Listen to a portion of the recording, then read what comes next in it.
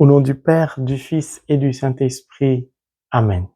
Que la paix et l'amour de notre Seigneur Jésus-Christ soient toujours avec nous, mes frères et mes sœurs, dans la foi chrétienne. 16e jour de notre marche, de notre pèlerinage au tabernacle ou au Saint-Sacrement en raison d'1 heure par jour. L'enseignement précédent Jésus-Christ, je suis l'Emmanuel, mon maître à penser, Dieu est avec nous, s'est révélé à nous sous la forme du pain vivant qui est descendu du ciel, le pain de vie. Jésus-Christ nous a dit, je dis ce que le Père m'a enseigné. Je ne fais rien de moi-même. C'est lui qui m'a envoyé est avec moi. Il ne m'a jamais laissé seul parce que je fais ce qui lui plaît. Le Père aime tellement le Fils qu'il lui montre tout ce qu'il fait afin que le Fils en fasse de même. Qui a vu le Fils a vu le Père. Je suis dans le Père et le Père est en moi. Lorsque Jésus-Christ nous dit que je suis le pain vivant descendu du ciel, ce pain, c'est ma chair que je donnerai. Le monde, pour la vie du monde, pour le salut du monde. Le Christ est donc le pain de vie, mais il est aussi la source de ce pain. S'il le dit, s'il le réalise, c'est-à-dire s'il réalise le Verbe, c'est parce qu'il a entendu ça du Père et il a vu le Père agir ainsi. C'est ce que nous voulons savoir. À quel moment le Père l'a fait pour que le Fils, à son tour, le fasse pour nous? Alors nous allons prendre le livre de l'Exode chapitre 16, le verset 4 qui dit, je cite, « Le Seigneur dit à Moïse, du haut des cieux, je vais faire pleuvoir du pain pour vous. Le peuple sortira pour recueillir chaque jour la ration quotidienne, afin que je le mette à l'épreuve. Marchera-t-il ou non selon ma loi? » Mon frère, ma sœur, Dieu, au travers de Moïse, a fait pleuvoir du pain pour son peuple. Ce que le Christ a dit hier, ce qu'il a accompli pour que nous puissions bénéficier de son corps sous la forme de l'Eucharistie. Cela émane du Père.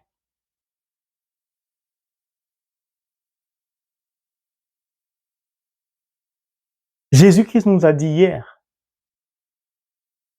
le pain que je donnerai, c'est ma chair. Il nous fait don du pain de vie. C'est gratuit. Et nous apprenons par la bouche de Moïse que Dieu a fait don du pain à son peuple ou au désert. Allons en profondeur. Alors je vous invite à bien vous asseoir. Je vais aller lentement, s'ils le font plusieurs fois, mais sûrement, pour que nous puissions comprendre la corrélation entre l'Ancien Testament et le Nouveau Testament, l'Ancienne Alliance et la Nouvelle Alliance, et voir qu'au travers de ces deux alliances, le Père et le Fils sont toujours un. Ils sont toujours en communion, en fusion, en union. Et cela me plaît beaucoup. Et je tombe d'admiration devant l'amour du Père à l'égard du Fils et réciproquement. C'est un message fort et profond pour nous, les contemporains, pour nous qui aujourd'hui avons part à l'Eucharistie quand nous nous rendons, par exemple, à la messe, ou quand nous méditons ou mendiquons la parole de Dieu. Est-ce que nous comprenons le sens profond de l'Eucharistie? Nous savons d'emblée que notre vocation première, après avoir communié, mangé le corps et le sang du Christ, c'est de reconstituer ou de constituer ce corps divin, le corps du Christ. Pourquoi? Le prêtre prend le pain, il le fractionne, il le casse en petits morceaux, qu'il met dans la coupe, et nous avançons pour avoir part à un membre de ce corps. Le but, notre vocation première, c'est que nous qui avons communion, nous puissions nous rassembler en communion fraternelle, en communion spirituelle, en communauté chrétienne, afin de reconstituer ce corps qui a été déchiqueté, cassé, rompu pour nous donner la vie. C'est ce qui nous permet de demeurer dans la parole. C'est ce qui nous permet de demeurer, d'habiter, de résider dans la maison qu'est la parole, pour former cette seule, vraie et unique famille chrétienne, à la gloire du Père. Mais au-delà de cela, il y a d'autres choses. Dieu a libéré son peuple d'Égypte. Il a décidé de conduire son peuple en terre promise en faisant passer son peuple par le désert, dans le but de l'éduquer.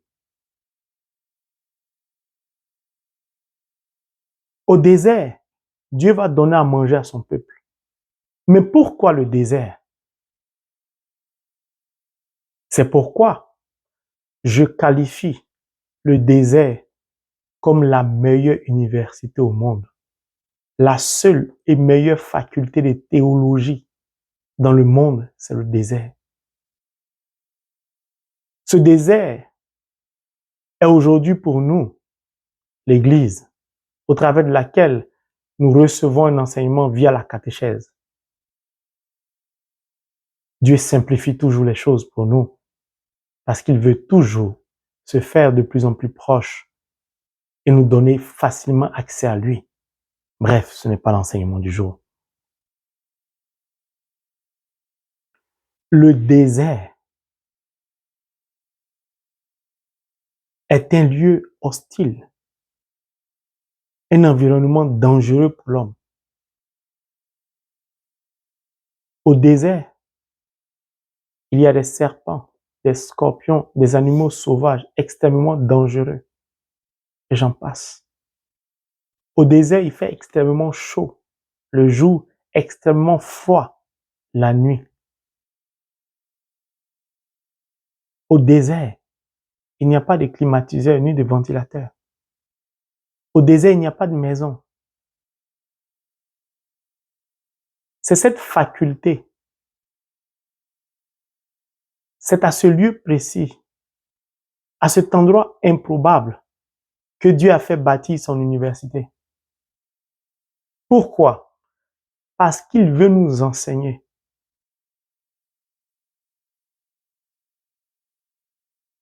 Que veut-il nous enseigner? Nous allons découvrir les matières de l'université, de la faculté de théologie de Dieu. Premièrement, Dieu veut montrer son amour à son peuple.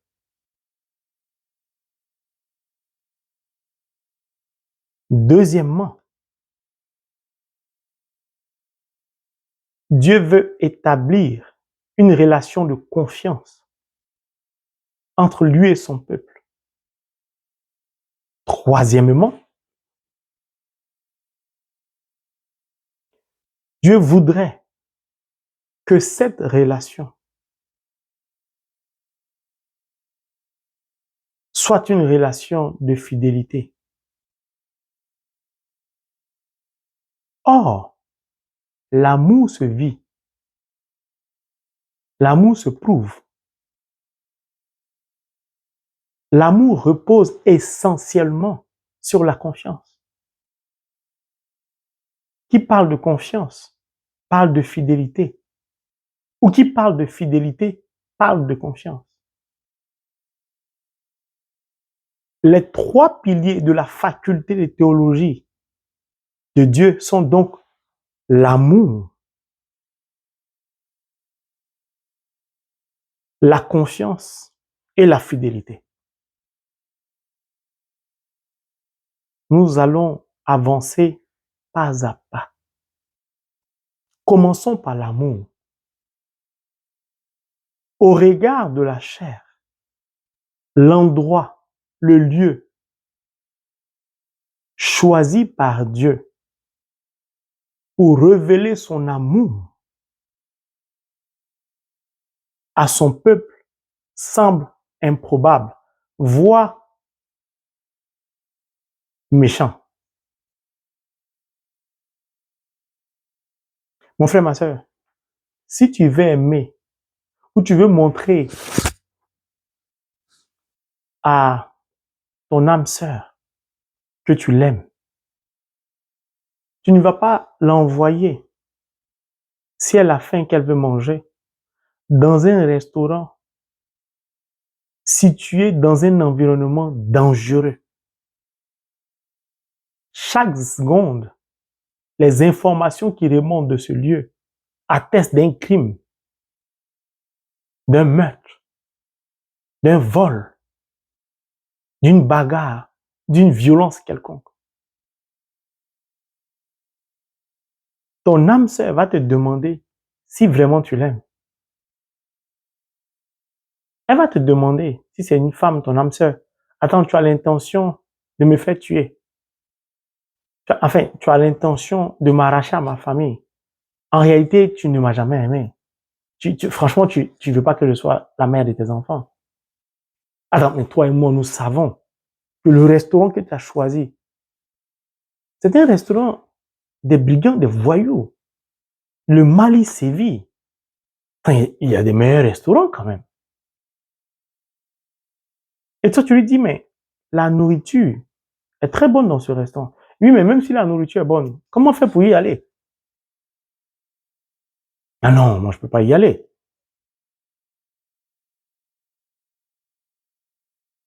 Ça veut dire quoi? Que votre âme sœur, elle ne vous fait pas confiance. Ou vous-même, vous n'êtes pas sérieux. Comment Dieu a pu choisir un tel restaurant pour nourrir son peuple?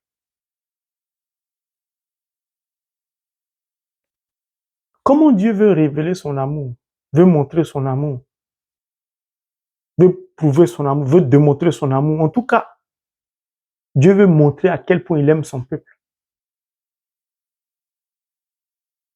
Dans ce restaurant ou à ce restaurant. Le peuple ne comprend pas.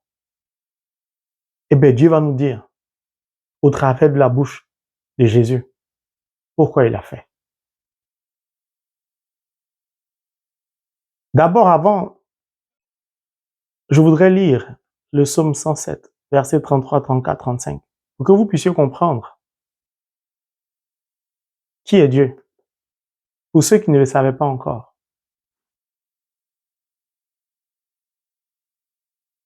Il peut changer les fleuves en désert, il s'agit de Dieu.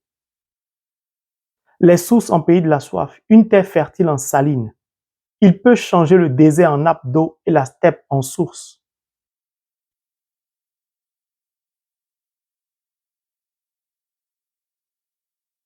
C'est-à-dire Dieu, l'être suprême au monde, peut faire pousser des roses en plein désert. Il peut faire apparaître un fleuve, un lac en plein désert. Il peut tout. Donc, il veut montrer au travers de son amour à son peuple qui il est, de quoi il est capable. Parce que le peuple semble oublier que par sa main droite, il les a libérés de l'esclavage.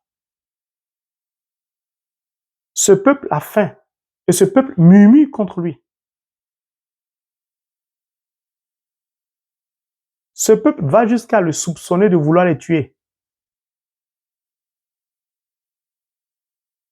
C'est pourquoi Dieu éprouve le besoin de leur montrer son amour. L'immensité de son amour infini. Il choisit le désert, ce restaurant, cette faculté de théologie. Pourquoi? Parce qu'au désert, il n'y a pas de supermarché. Il n'y a pas un marché. Il n'y a pas de plantation.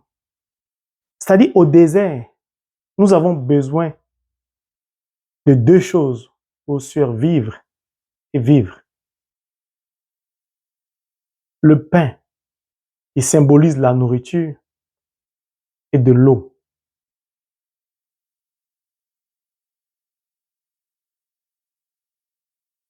Le peuple a faim. Le peuple regarde aux alentours, il n'y a pas de boutique. Il n'y a pas un endroit pour se ravitailler en nourriture.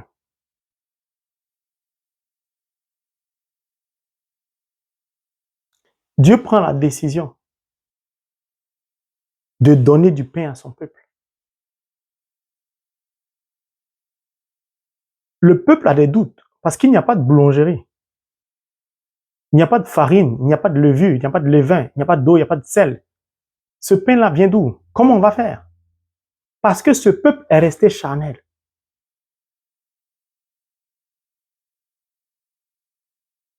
Ce peuple n'a pas compris encore que la nourriture de l'Égypte, en tant qu'esclave,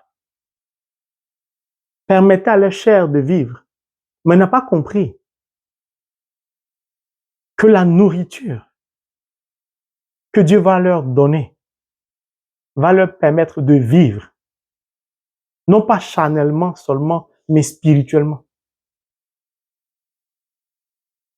Donc l'amour de Dieu commence par se prouver à un premier niveau, qui est le niveau spirituel.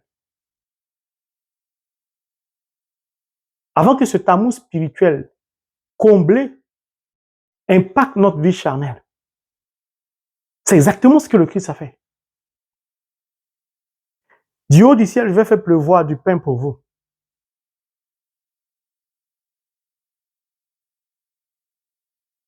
Le peuple sortira pour recueillir chaque jour la ration quotidienne. C'est chaque jour que Dieu va donner à manger à son peuple. Pourquoi? Jésus-Christ nous a dit quoi? Si vous êtes vraiment mes disciples, mon frère ou ma soeur ou ma mère, vous demeurez dans ma parole. Demeurer, c'est habiter. Dans la parole. Donc, la parole est notre maison. Oh, la parole, la lumière du monde, c'est la vie. Notre maison est une maison lumineuse. Nous habitons avec qui? Notre père et notre mère. En tant qu'enfant, qui est censé nous nourrir? C'est notre père.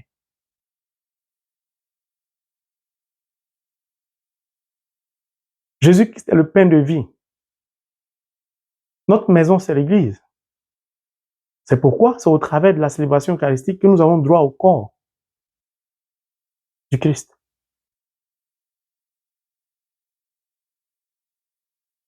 Dieu prend l'engagement et la décision de nourrir son peuple chaque jour.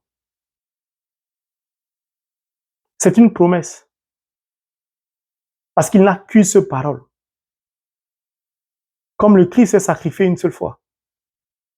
Le sacrifice ultime, unique. Or, dans le monde, nous avons un proverbe qui dit quoi? Les promesses n'engagent. Vous connaissez la suite. Je ne veux pas utiliser les expressions du monde. Le peuple va-t-il croire ou a-t-il cru aux promesses de Dieu? Ils n'ont pas cru, ils ont douté. Dieu veut établir la confiance. Or, on n'a pas confiance en quelqu'un du jour au lendemain. Non. C'est au regard de sa parole. Si ta parole n'est pas crédible, on ne peut pas te faire confiance. Pourquoi? Parce que tes actions sont coordonnées par ta parole. Si tu es incapable d'appliquer ce que tu dis, tu n'es plus crédible. Ta crédibilité est mise en danger. Or, l'amour se vit. L'amour se prouve. Pas verbalement. Sinon, tu peux aimer une personne, je t'aime. So what, comme on dit en anglais. Et puis quoi? Quelle est la suite? Quels sont les actes que tu poses? Parce que si tu aimes une femme, tu ne mens pas à cette femme. Tu ne la trompes pas. Tu ne lui caches pas tout. Tu ne la méprises pas. Vice versa. L'amour, ce n'est pas de l'égoïsme. Ce n'est pas faire souffrir l'autre. Ce n'est pas torturer l'autre. Or, pour vivre l'amour, il faut une rencontre. Quand vous vous rencontrez, vous pouvez vivre votre amour. Ça s'appelle l'expérience. C'est pourquoi la vie est la somme des expériences vécues. Il est ressuscité. Sa vie est donc une expérience pour moi qui doit me servir tout au long de mon passage sur cette terre. Alors Dieu décide de montrer son amour à son peuple, premier pilier. Deuxièmement, d'établir la confiance. Troisièmement, de conclure un accord de fidélité. Quand ton homme et toi, tu es une femme, vous partez devant l'autel, l'homme s'engage devant le prêtre. La femme s'engage. Leurs paroles forment une seule parole, un même engagement. C'est là que Dieu, au travers de Jésus, accorde son assentiment, sa bénédiction au couple. Et le couple devient un.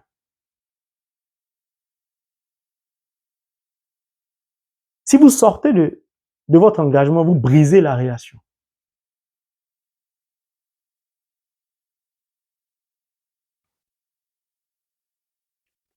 Quand on aime, on ne peut pas voir souffrir l'autre. On ne peut pas voir mourir son prochain. Quand on aime, on ne peut pas assassiner celui qu'on aime.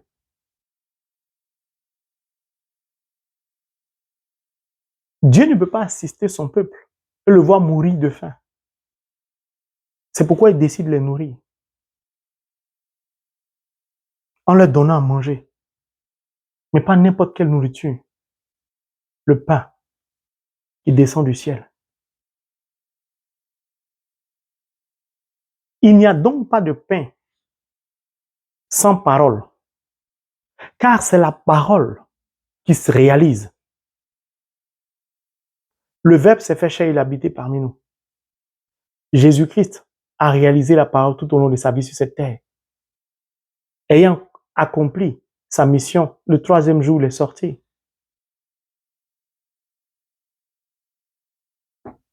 de la mort des ténèbres. Il a vaincu la mort. Il a réalisé ainsi la parole. Il dit chaque jour, vous allez recevoir votre ration quotidienne. C'est sa parole. Donc quand le prêtre te dit le corps du Christ, tu dis Amen. Tu dis Amen parce que tu valides tout ce que cela engage comme responsabilité.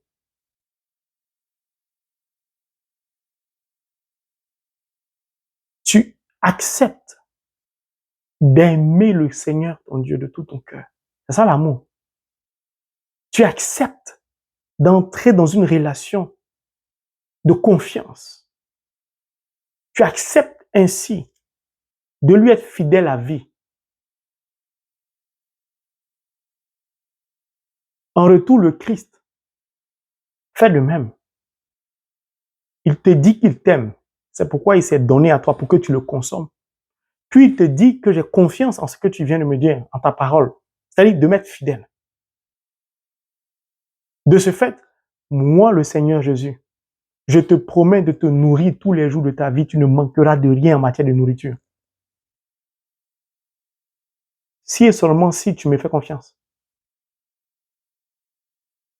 Comment quelqu'un peut communier? Si la personne ne peut pas communier du fait de certaines situations de la vie, c'est pas grave. Mais comment quelqu'un peut lire la Bible, observer la parole, écouter la parole, la mettre en pratique et accuser Dieu de ne pas lui donner à manger? Ce n'est pas vrai. C'est pourquoi Dieu a choisi le désert. Le désert, tu n'as d'autre choix que de compter sur lui. De toute façon, que tu le veux ou pas, il n'y a personne pour te donner à manger, c'est que lui. Donc, soit tu lui fais confiance ou tu crèves ou tu meurs. Donc, autant lui faire confiance, de toute façon, tu n'as rien à perdre. Tu vas mourir dans tous les cas de figure. Mais comme lui se respecte, qu'est-ce qui va se passer? Le matin, vous verrez la gloire du Seigneur, parce qu'il a entendu vos murmures contre le Seigneur. Nous, que sommes-nous que vous murmurez contre nous? La couche de rosée se leva. La rosée, c'est le matin. Jésus-Christ a dit, je suis la lumière du monde. La lumière, c'est le jour. Le jour, la rosée vient apaiser notre âme. Chaque matin, tu dois lire la parole de Dieu, c'est-à-dire manger la parole. Chaque jour, si tu le peux, tu dois partir à la messe, communier. À la première messe, mais encore, Jésus-Christ a tellement simplifié les choses. Matthieu 5, 17 à 18. Je ne suis pas venu abolir la loi, je suis venu l'accomplir. La rendre plus facile en d'autres termes. Bref, on y reviendra. La couche de rosée se leva et la brise légère du matin. Alors, sur la surface du désert, il y avait quelque chose comme de fin, de crissant, quelque chose de fin, tel du givre sur la terre. Les fils d'Israël regardaient et se dirent l'un à l'autre, Manhou, qu'est-ce que c'est? Car ils ne savaient pas ce que c'était. Moïse leur dit, c'est le pain que le Seigneur vous donne à manger. C'est le pain que le Seigneur vous donne à manger. Puis, il n'y a pas de pain sans parole. Dieu a promis chaque jour. Maintenant, voici ce qu'il leur dit. Que personne n'en garde jusqu'au matin. Moïse leur rappelle de ne pas manifester de l'égoïsme, de ne pas être avare. C'est-à-dire de ne pas aller au-delà de ce que Dieu a dit. De respecter scrupuleusement ce que Dieu a dit. Car l'amour, c'est la confiance. Dieu leur a fait confiance. Il a fait descendre beaucoup de pain. Que chacun mange jusqu'à ce qu'il soit répu. Mais que personne n'en mette en réserve. Et la première trahison a eu lieu déjà. On y reviendra. Mon frère, ma soeur, derrière l'Eucharistie se cachent 3 piliers. L'amour de Dieu pour nous, l'amour pur, la confiance de Dieu envers nous, la fidélité de Dieu envers nous. Chaque fois que je m'avance pour avoir part à l'Eucharistie, au corps et au sang du Christ, je dois comprendre que pèse sur moi cette responsabilité au travers de mon Amen. Lorsque le prêtre me dit le corps du Christ. Dieu a nourri son peuple au travers du prophète Moïse. Dieu nous nourrit aujourd'hui au travers de son Fils. Moïse n'était pas le pain. Le Fils est le pain. Au-delà de la communion fraternelle, nous devons manifester l'amour à l'égard de Dieu d'abord. On verra pour nos prochains. Mais nous devons avoir une confiance absolue à l'égard de Dieu. Nous devons être fidèles à Dieu. Tu ne peux donc pas communier, aller chez les voyants, chez les marabouts, chez les médiums et j'en passe. Tu ne peux pas communier et chercher à utiliser des feuilles, des plantes d'un tradit praticien parce que tu n'arrives pas à avoir d'enfant, tu n'arrives pas à guérir. Attention, faisons attention. Lorsque nous communions, lorsque nous mangeons la parole de Dieu, c'est un engagement. Si vous vous engagez à l'égard du frère Ange, à la limite, vous vous en foutez du frère Ange, de toute façon, c'est un charnel, je m'en fous. Lorsque vous vous engagez avec Dieu, votre vie est en danger parce que lui, il vous donne la vie. Que Dieu nous bénisse et nous donne de comprendre la profondeur des responsabilités de l'Eucharistie. Au nom de Jésus. Amen.